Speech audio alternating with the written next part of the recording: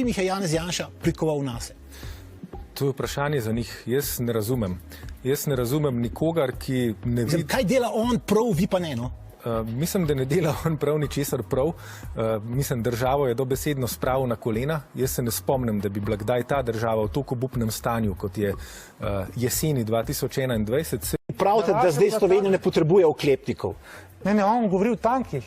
Veste, oni imajo na plakatih tanke in bojne helikopterje, resnica pa je, da Slovenija ne bo kupila niti enega tanka in niti enega bojnega helikopterja. In s tem razumemajo ljudi iz neresnica. Pride vojna in naenkrat ne bi bilo treba vse na glavo postaviti in začeti porabljati milijarde evrov za nabave orožja, zato da se bomo zaščitili pred bodočimi vojnami ali kaj. Zjutraj starši pripeljejo otroke, potem se lahko recimo starejši berejo pravljice upokojencem oziroma otrokom v vrtcu, starši pa obiščejo svoje starše. SDS v ZDA.